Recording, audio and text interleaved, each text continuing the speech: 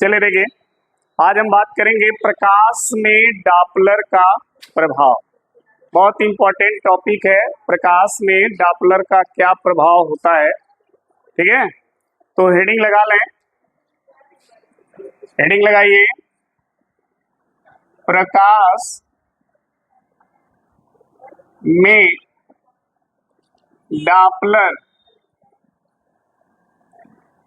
Doppler प्रभाव।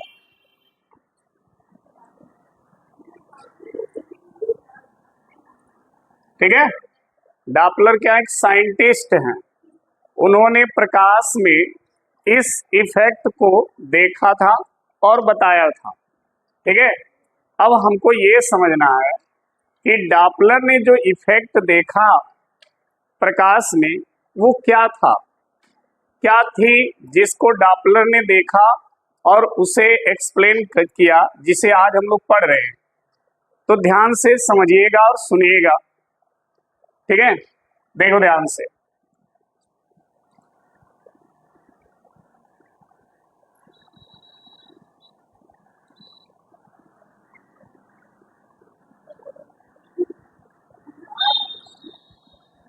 हाँ, ये थार है।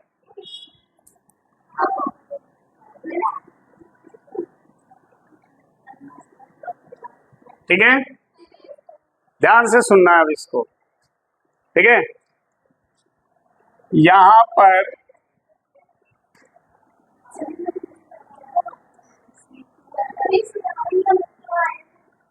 पर मान लो आप हो। ठीक है, डॉपलर ने क्या इफेक्ट प्रभाव बताया प्रकाश में, वो चीज हम आपको एक्सप्लेन कर रहे हैं, ध्यान से सुनिएगा। यहां पर इसकी जो हेडलाइट है, लाइट जल रही है, जब जलेगी तो इसके पास तक ये लाइट तरंग के रूप में जाएगी, क्योंकि आप सभी को पता है कि हाइगेंस के अनुसार जो प्रकाश है वो किस रूप में चलती है, तरंग के रूप में। ठीक है, तो डॉपलर ने कहा कि प्रकाश जो है यहां से जब चलेगी इस तरह जाएगी। ठीक है, ये है प्रेक्षक। प्रेक्षक का मतलब ये वो है जो डॉपलर के प्रभाव को जानना चाह रहा है। जैसे हम आप रोड पे हम खड़े हैं, उधर से बाइक वाला लाइट जला के आ रहा है, तो हमें कैसा लगेगा वो हम आपको जब बताएंगे। तो हम क्या है, प्रेक्षक। ठीक, और ये है लाइट का स्रोत जो लाइट जला के आ रहा है, तो इसको हम बोलेंगे प्रकाश स्रोत। ये प्रकाश स्रोत है। ठीक है, अब आप ध्यान से सुनना।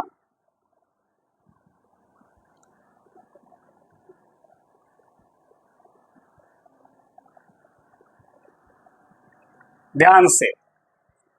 ठीक है, जब प्रेक्षक यहां पर है और लाइट यहां पर है, दोनों में से कोई भी गति नहीं कर रहा है, दोनों के वेग क्या हैं, 0। दोनों में से कोई गति नहीं कर रहा है, दोनों एट अ रेस्ट कंडीशन में है, रुके हैं। ऐसे कंडीशन में प्रेक्षक को लाइट के किसी भी परिवर्तन का अनुभव नहीं होगा। जैसे हम सब का दिक्कत होने लगा जी, बैग उस पे रख दो, बैग हटा दो, बैग लिखने में दिक्कत हो। ठीक है, ध्यान से सुनो हमारी बात को। अगर ये दोनों रुके हैं, स्थिर हैं, तो जो ये प्रेक्षक है उसको लाइट में कोई परिवर्तन अनुभव नहीं होगा। जैसे हम लोग यहाँ पर हैं और लाइट जल रही है, तो हमें लाइट में कोई बदलाव नहीं दिख रहा, हमको लग रहा है कि लाइट कंटिन्यू जल रही है। क्यों ऐसा लग रहा है, क्योंकि हम भी एक जगह स्थिर हैं, वो भी एक जगह स्थिर है। लेकिन अगर इस हम में और इसमें से कोई एक लोग गति करने लगे तब हमें परिवर्तन महसूस होने लगेगा। क्या महसूस होगा? ध्यान से सुनिएगा। अगर आप रोड के बगल में खड़े हैं और गाड़ी वाला, बाइक हो, फोर व्हीलर, कोई भी हो, दूर से लाइट जला के आपके तरफ आ रहा है, तो जब लाइट दूर होती है तो लाइट बहुत डिम दिखती है, आपको बहुत मंद दिखती है। जैसे जैसे आपके पास आती है लाइट की तीव्रता बढ़ती जाती है और सबसे अधिक तीव्रता तो तब हो जाती है जब एकदम आपके पास आ जाती है। फिर वही आपसे जब दूर जाने लगती है तो लाइट की तीव्रता फिर धीरे धीरे कम होने लगती है और कम होते होते होते होते खत्म हो जाती है। समझ में आ गई बात? ये तब होता है जब दोनों में से कोई गति कर रहा हो। अब लाइट को स्थिर कर दो, ये लाइट जला दो और ये कोई व्यक्ति है, ये जा रहा है, लाइट से दूर जा रहा है, तो लाइट की तीव्रता धीरे धीरे क्या होगी? कम होगी।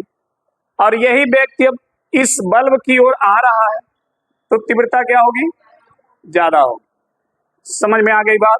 डॉपलर ने वही बात बताई कि अगर प्रकाश स्रोत प्रेक्षक की ओर आता है तो प्रेक्षक को तीव्रता, प्रकाश की जो तीव्रता है वो बढ़ती हुई प्रतीत होती है, और जब प्रकाश स्रोत प्रेक्षक से दूर जाता है तो उसको तीव्रता घटती हुई प्रतीत होती है।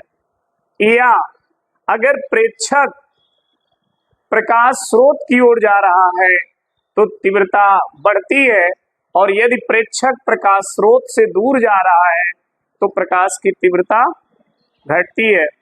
समझ में आ गई बात?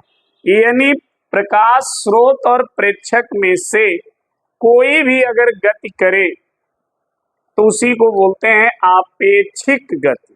क्या बोलते हैं? आपेक्षिक गति। यानी प्रकाश स्रोत और प्रेक्षक के बीच जब आपेक्षिक गति होती है तो प्रेक्षक को प्रकाश की जो तीव्रता है वो परिवर्तित होती हुई प्रतीत होती है, या उसकी तीव्रता में परिवर्तन जो होता है उसको प्रतीत होता है। इसी को हम बोलते हैं डॉपलर का प्रभाव। इसी को डॉपलर ने बताया था।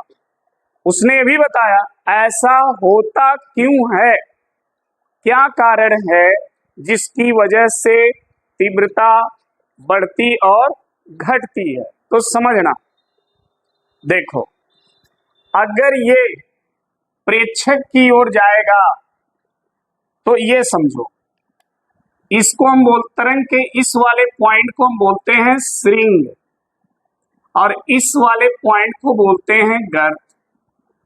यानी तरंगे जो होती हैं वो श्रृंगर्त श्रृंगर्त श्रृंगर्त श्रृंगर्त के रूप में आगे बढ़ती हैं।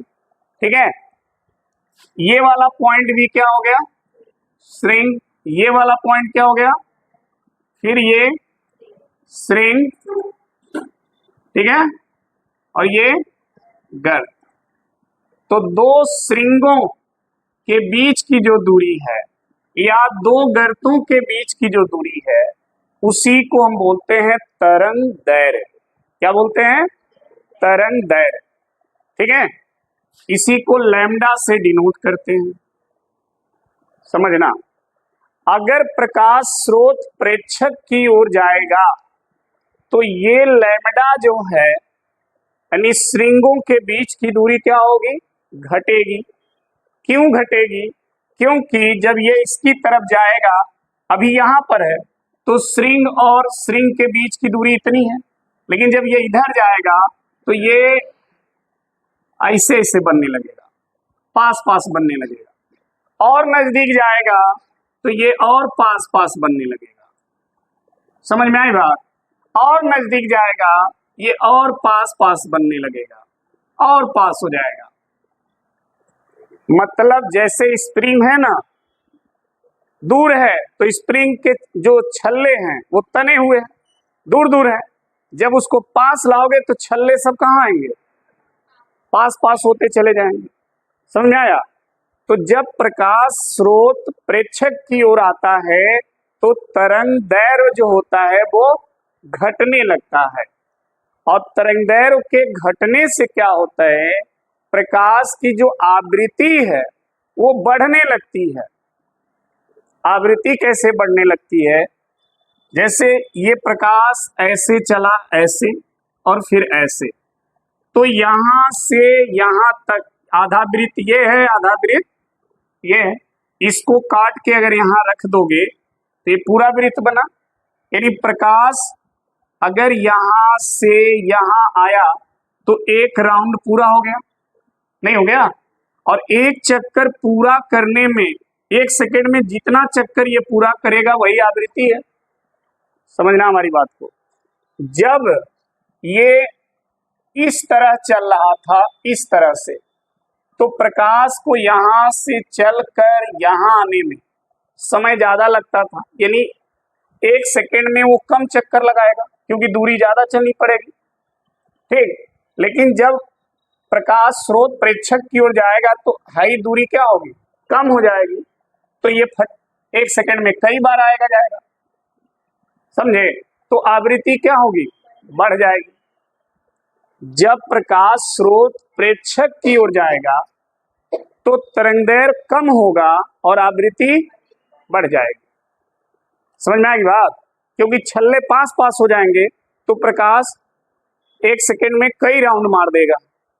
ठीक, और जब वही दूर था तो तरंगदैर्घ्य ज्यादा था, तो प्रकाश को एक राउंड पूरा करने में समय ज्यादा लग जाता था, या 1 सेकेंड में कम राउंड पूरा करता था, तो उसकी आवृत्ति क्या हो जाती थी, कम हो जाती थी। तो डॉपलर का ये कहना है कि जब कोई प्रकाश स्रोत प्रेक्षक की ओर जाता है तो तरंगदैर्घ्य क्या होता है, कम होता है और आवृत्ति बढ़ जाती है, जिसके वजह से तीव्रता जो है वो बढ़ जाती है। क्लियर? वही अब उल्टा कर दो। अगर प्रकाश स्रोत प्रेक्षक से दूर जाएगा तो स्प्रिंग क्या होगा, तन जाएगा, छल्ले दूर दूर हो जाएंगे, स्प्रिंग से दूर हो जाएगा, यानी तरंगदैर्घ्य बढ़ जाएगा। तरंगदैर्घ्य बढ़ जाने से आवृत्ति क्या होगी, घट जाएगी। समझ में आई बात? तो जब आवृत्ति घट जाएगी तो तीव्रता भी घट जाएगी, क्योंकि तीव्रता किस पे निर्भर है, आवृत्ति पर। तो अगर आवृत्ति बढ़ेगी तो तीव्रता बढ़ेगी, आवृत्ति घटेगी तो तीव्रता। यही रीजन है कि जब भी कोई लाइट वाला आपकी तरफ आता है तो आपके तरफ तीव्रता बढ़ना शुरू हो जाती है, और जब आपसे दूर जाता है तो तीव्रता का घटना शुरू हो जाता है। इसी प्रभाव को डॉपलर प्रभाव कहते हैं। क्लियर हो गया ना? समझ में आ गई बात? अब केवल प्रकाश स्रोत ही नहीं, अगर व्यक्ति भी आगे पीछे हो रहा है, प्रकाश स्रोत की ओर जाएगा तो तीव्रता बढ़ने लगेगी, क्योंकि आवृत्ति बढ़ेगा तरंगदैर्घ्य घटेगा। बात तो वही हुआ, चाहे इसको गति कराओ चाहे इसको गति कराओ। ठीक है? अच्छा, अगर दोनों गति करने लगे तब क्या होगा, ये भी तो है। प्रकाश स्रोत इधर जा रहा है, व्यक्ति भी उधर आ रहा है, तो ये तेजी से तरंगदैर्घ्य क्या होगा, घटेगा। आवृत्ति तेजी से, तीव्रता बहुत जल्दी से बढ़ जाएगी, यानी आपके पास लाइट अधिक मात्रा में पहुंच जाएगी बहुत जल्दी।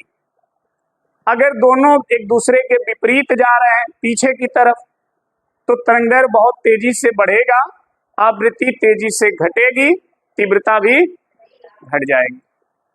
समझ में आ गया बात क्या होता है?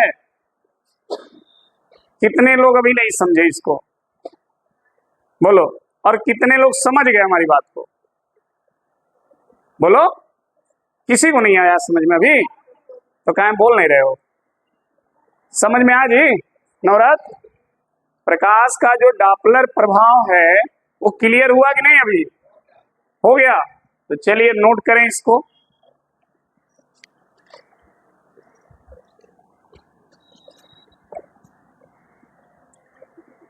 चलिए लिखिए। फिगर थोड़ा सा सही कर दें। ये बस इतना ध्यान रखिएगा, इनके बीच की दूरी जैसे घटेगी, चाहे इसके गति से घटे या इसके गति से, तो तरंगदैर्घ्य क्या होगा, कम होगा, आवृत्ति क्या होगी, अधिक होगी, तीव्रता अधिक हो जाएगा। अगर इनके बीच की दूरी बढ़ेगी, तरंगदैर्घ्य बढ़ेगा, आवृत्ति घटेगी, तीव्रता भी घट जाएगी। ठीक है, पहले कंडीशन में देखिए, तरंगदैर्घ्य ऐसे था, ऐसे, ये स्ट्रिंग, ये भी स्ट्रिंग, और यहां पर भी देखिए स्ट्रिंग, इनके बीच की दूरी तरंगदैर्घ्य, इनके बीच की दूरी तरंगदैर्घ्य, और इसको हमने बोला गर्त, गर्त, इनके बीच की भी दूरी तरंगदैर्घ्य। अगर कोई कहे तरंगदैर्घ्य क्या है, तो आप कह सकते हो किसी भी तरंग के दो क्रमांगत श्रृंगों या दो क्रमांगत ग्रतों के बीच की दूरी क्या है, तरंगदैर्घ्य है। ठीक, अब इनके बीच की दूरी अगर हम घटाते हैं तो ये जो तरंगदैर्घ्य है, अब इनका डायग्राम देखना, ऐसे हो जाएगा। ये तरंगदैर्घ्य जो है, ये रेड वाला कलर देखना, बीच की दूरी घटेगी तो ऐसे हो जाएगा। अब देखो, श्रृंगों श्रृंगों के बीच की दूरी क्या हो गई, कम हो गई ना। देखो ये कम हो गई, नहीं हो गई, पहले ये दूरी थी, अब ये दूरी हो गई। दूरी कम होने से आवृत्ति क्या हो गई, बढ़ गई, क्योंकि 1 सेकंड में कई राउंड जल्दी से पूरा कर लेगा। ठीक है, अब देखो, अगर इनको और दूर ले जाएं, इधर ले जाएं, तब देखना इसका डायग्राम क्या होगा। अब इसका डायग्राम ऐसे हो जाएगा, ऐसे हो जाएगा जब दूर जाएगा तो अब देखो, श्रृंगों के बीच की दूरी पहले वाले के तुलना में क्या हो गई, ज्यादा हो गई ना। दूरी ज्यादा हो गई तो आवृत्ति, तो तीव्रता कम हो जाएगी। क्लियर, तो नोट करें, जब प्रकाश स्रोत एवं प्रेक्षक के बीच आपेक्षिक गति कराई जाती है, तो प्रेक्षक को प्रकाश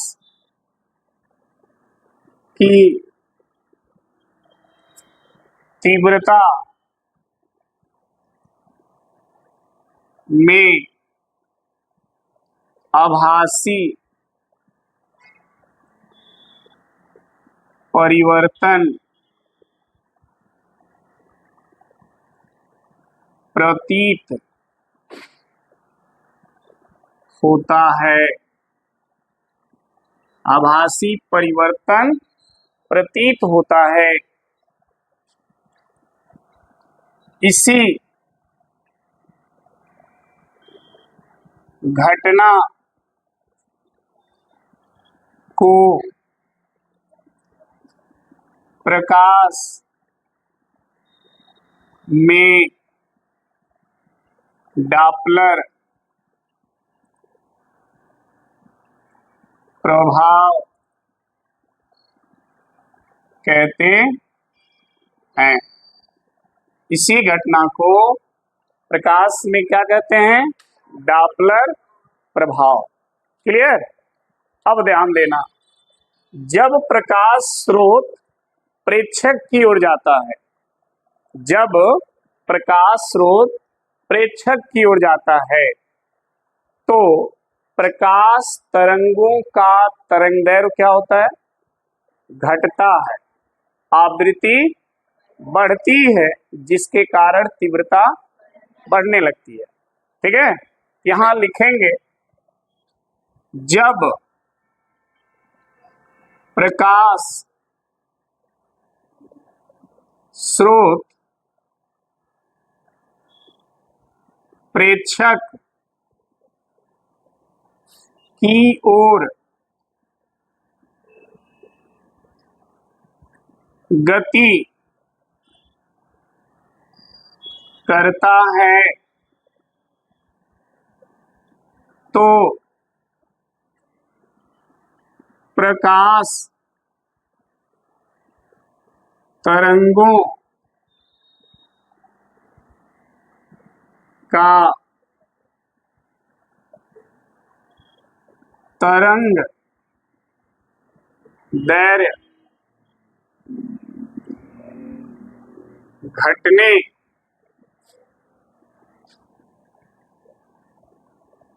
लगता है,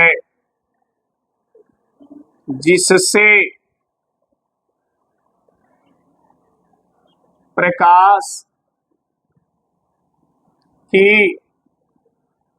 की आवृत्ति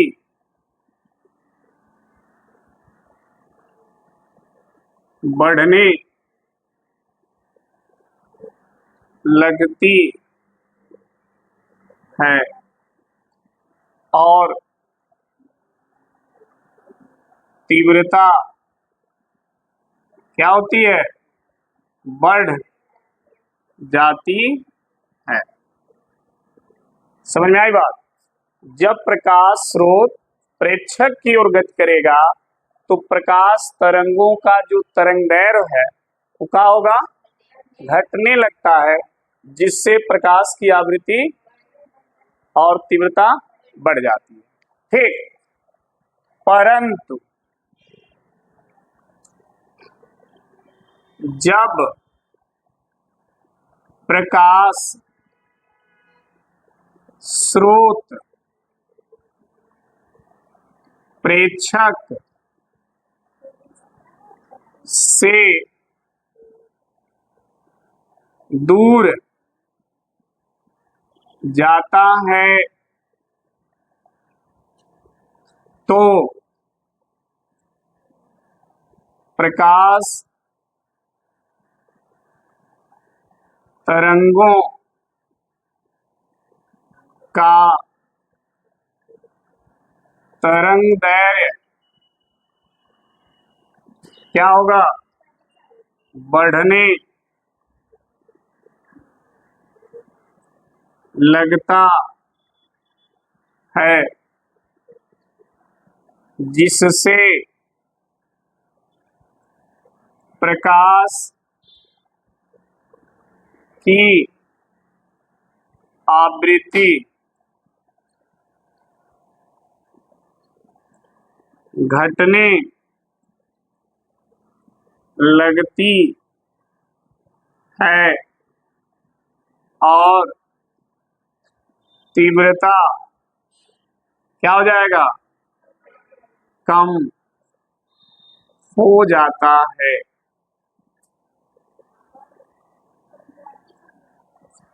ठीक है, तीव्रता क्या हो जाता है? कम। समझ में आ गया? डॉपलर का प्रभाव क्लियर हो गया सभी को? क्या डॉपलर ने बताया? प्रेक्षक और स्रोत के बीच अगर गति होगी, ठीक है, तो तीव्रता जो प्रकाश की होगी वो परिवर्तित होती हुई प्रतीत होगी। और यह इसलिए होती है क्योंकि जब ये प्रेक्षक की ओर जाएगा तो तरंगदैर्घ्य घटेगा, आवृत्ति बढ़ेगी तो तीव्रता बढ़ जाने लगेगी, और जब ये प्रेक्षक से दूर जाएगा तो तरंगदैर्घ्य बढ़ेगा, आवृत्ति घटेगी तो तीव्रता भी घट जाएगी। ठीक है, यही डॉपलर ने अपने इस प्रभाव में एक्सप्लेन किया था। इस पर इन्होंने एक फॉर्मूला भी दिया। फॉर्मूला देख लो क्या है? डेल म्यू, ध्यान देना ये म्यू है, आवृत्ति इसको बोलते हैं, बटा म्यू बराबर माइनस डेल्टा लैम्डा बटे लैम्डा बराबर माइनस भी बाई सी। ध्यान देना इसको, ये इनका फॉर्मूला है। इस फॉर्मूले में ध्यान देना, म्यू प्रकाश, देखो डेल म्यू बराबर mu dash minus mu, del lambda बराबर लैम्डा डैश माइनस लैम्डा। अब इसमें म्यू डैश क्या है? प्रकाश की आवृत्ति में आभासी, ठीक है, परिवर्तन, आभासी परिवर्तन, जो आवृत्ति में बदलाव होता है वो आवृत्ति म्यू डैश है। और म्यू क्या है? जो प्रकाश की रियल में आवृत्ति है, यानी प्रकाश की वास्तविक, प्रकाश की वास्तविक क्या है? आवृत्ति, ठीक है। इसी तरह से लैम्डा डैश क्या है? प्रकाश की आभासी तरंग दैर्घ्य, ठीक है। और लैम्डा क्या है? वास्तविक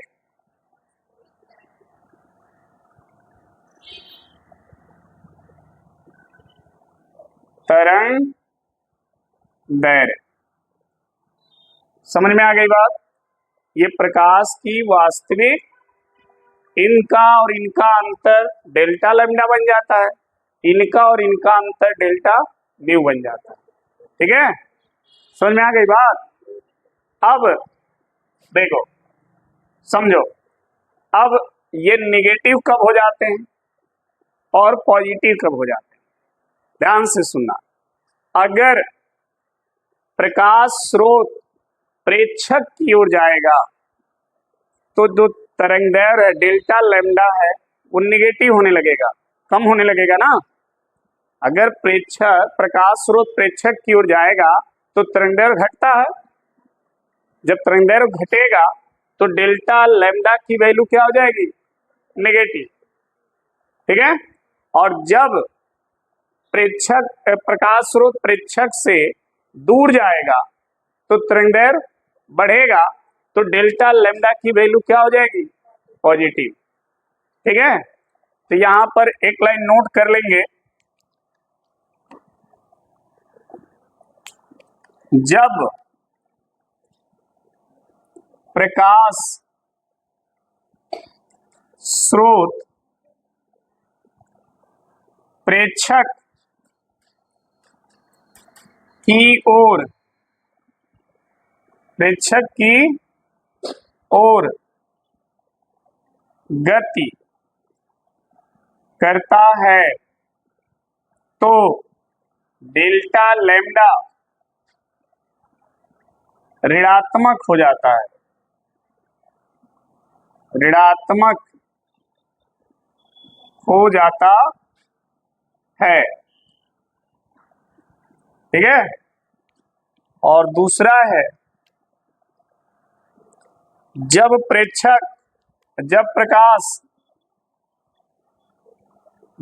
प्रकाश स्रोत प्रेक्षक से दूर जाता है तो डेल्टा लैम्डा क्या हो जाता है? धनात्मक हो जाता है, ठीक है जी। ये ध्यान रखना है। इसमें कहीं पर किसी को कोई प्रॉब्लम है तो पूछ लीजिएगा। सी प्रकाश का निर्वात में चाल है और भी प्रकाश का माध्यम में चाल है। ये ध्यान रखना, नोट कर लीजिए पूरा। हाँ, कौन नहीं बन रहा?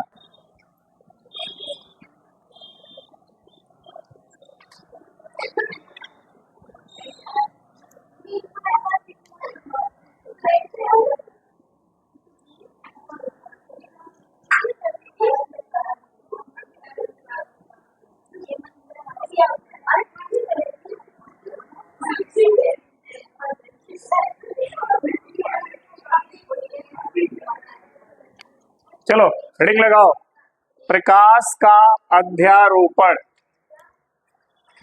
प्रकाश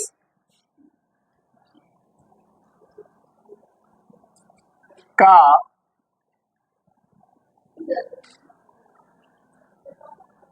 अध्यारोपण। ये भी प्रश्न पूछा जाता है, प्रकाश के अध्यारोपण का सिद्धांत बताइए। ठीक है, तो ये प्रकाश का अध्यारोपण होता क्या है समझना। देखो जी, इधर समझो, पहले इसको समझ लोगे तो ठीक है, नहीं समझोगे तो फिर तुम जानो। देखो, प्रकाश की किस रूप में चलता है? तरंग के रूप में। प्रकाश तरंग के रूप में चलता है। मान लो यहां से प्रकाश की दो तरंगें, ठीक है, दो तरंगें चल रही हैं, ठीक है, एक साथ एक दिशा में दो तरंगें चल रही हैं। एक तरंग जो है वह इस तरह से चल रही है, ऐसे एक तरंग चल रही है। दूसरी जो तरंग है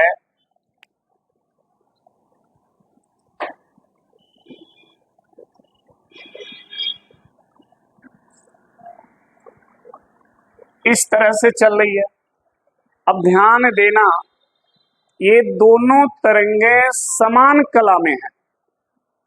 ठीक है, समान कला का मतलब हमने पीछे भी एक बार बताया था, कला समान क्या होता है जब तरंगाग्र को पढ़ा रहे थे। समान कला का मतलब दोनों तरंगें एक साथ उठ रही हैं, एक साथ गिर रही हैं, एक साथ उठ रही हैं, इसी को बोलते हैं समान कला। तो ये समान कला में चल रही हैं। पहली जो तरंग है उसका ये विस्थापन है y1। तरंग का जो अधिकतम आयाम होता है, सबसे अधिक दूरी तक जहां तक जाएगी, ठीक है, उसका जो श्रृंग है, जितना अधिक दूरी तक जाएगा वही उसका विस्थापन होता है। तो पहली तरंग का विस्थापन है और दूसरी तरंग का विस्थापन ये है y2। ठीक है, अब इन दोनों तरंगों के अध्यारोपण से, अध्यारोपण का मतलब जब दोनों तरंगें एक दूसरे से मिलती हैं, ठीक है, तो जो परिणामी तरंग आएगा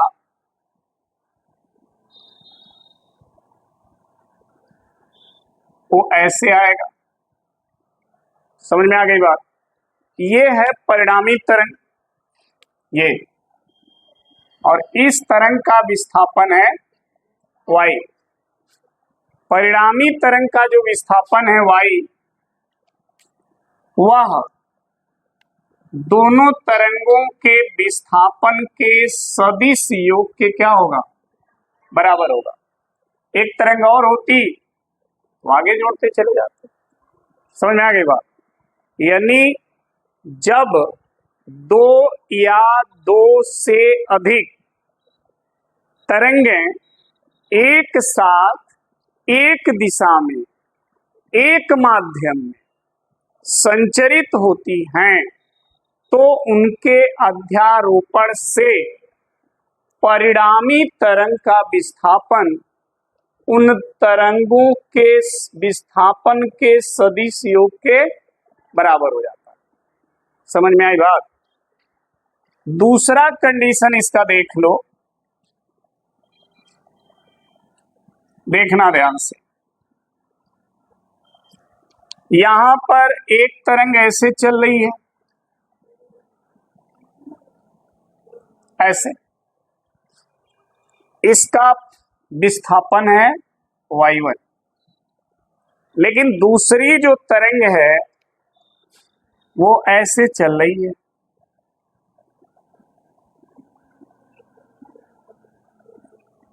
ऐसे। क्या ये दोनों तरंगें समान कला में हैं? नहीं, ये हैं विपरीत कला में। देखो, जब ये ऊपर है तो ये नीचे है, इसका श्रृंग ऊपर तो ये गर्त है, जब इसका श्रृंग बन रहा है तो इसका गर्त, तो ये दोनों विपरीत कला में चल रही है। और ये दोनों भी एक ही दिशा में चल रही है, एक ही माध्यम में चल रही है, लेकिन कला में विपरीत है। जब ये दोनों अध्यारोपित करती हैं तो इनका जो परिणामी विस्थापन बनता है वो ये बनता है। ठीक है, देखिए, जो दूसरी तरंग है उसका विस्थापन देख लो, ये है, ये y2, और जो परिणामी तरंग है उसका विस्थापन ये है y। ये जो तरंग है, इनका जो परिणामी तरंग का विस्थापन y जो है वो क्या होगा, इसमें से इसको घटाएंगे, y1 माइनस y2 डट। ठीक है, क्योंकि इसका विस्थापन जो है इसके अपोजिट है, इसलिए माइनस हो जाएगा। ठीक है, और इन दोनों का विस्थापन सेम दिशा में है, समान कला में है, इसलिए जुड़ जाता है। तो आप हमको बताओ, इनमें से परिणामी जो विस्थापन है, दोनों तरंगों, दो जगह अध्यारोपण हुआ है, कौन सा परिणामी विस्थापन सबसे ज्यादा है? ऊपर वाले का। देखो, जब दो तरंगें समान कला में चलेंगी ना तो उनका जो परिणामी विस्थापन होगा, परिणामी तरंग जो होगा उसका विस्थापन सबसे अधिक होगा। लेकिन अगर दो तरंगें विपरीत कला में चलेंगी तो उनके अध्यारोपण से जो परिणामी तरंग बनेगी उसका जो विस्थापन होगा वो कम होगा इसके तुलना में। देखो, ये थोड़ा सा ऊपर गया है, ये देखो कहां तक गया, समझ में आई बात?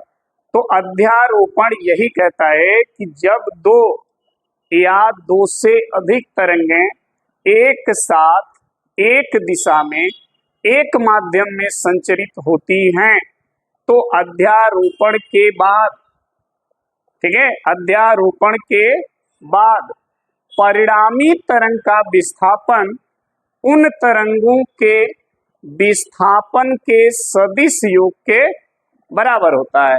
यही अध्यारोपण का सिद्धांत है। ठीक है, तो नोट करते हैं, जब दो या दो से अधिक प्रकाश तरंगें एक साथ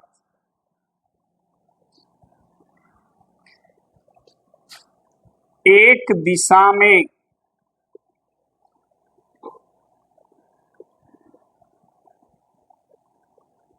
समान माध्यम में, जब दो या दो से अधिक प्रकाश तरंगें एक साथ एक दिशा में और समान माध्यम, ऐसे लिखो, सेंटेंस गलत हो जाएगा, और समान माध्यम में, ठीक है, संचरित होती हैं। संचरित का मतलब होता है तरंग का चलना। संचरित होती हैं तो उनके अध्यारोपण के बाद परिणामी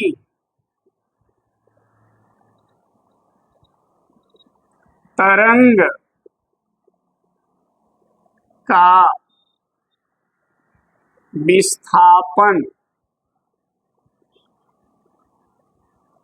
विस्थापन उन तरंगों के अलग अलग विस्थापन के सदिश योग के बराबर होता है। यही अध्यारोपण का सिद्धांत है। ठीक है जी। और ये उनका फिगर है।